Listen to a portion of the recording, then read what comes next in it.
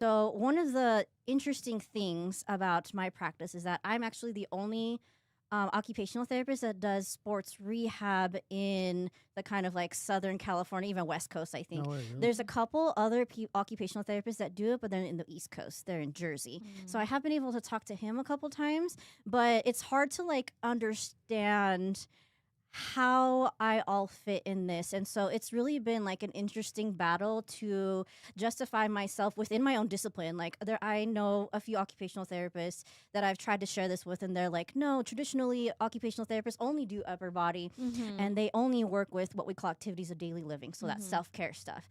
So I like to say I've been raised as an occupational therapist. You know, I've been doing this for almost 10 years now.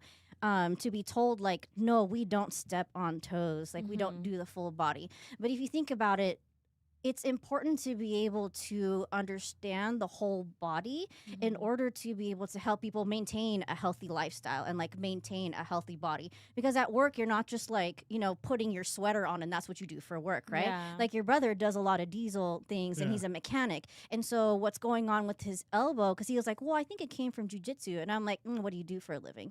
And he's like, oh, I'm a mechanic. I'm like, okay, how many hour blocks do you do that? He's like, oh, I'm usually like, you know, upside down fixing cars for about 2 hour blocks at a time for God knows how long. I was like, 8 hours, 12 hours. He was like, sometimes more. So, you know, that's like wear and tear, but it's also important for us to be able to see like that's a part of the big picture. So it's not just he has jujitsu that's important to him, but that's just a small part of the picture of everything that goes on in his life. So it's also important for me to understand what are the different roles that you have? What are your responsibilities? And how can I help you in a more holistic way?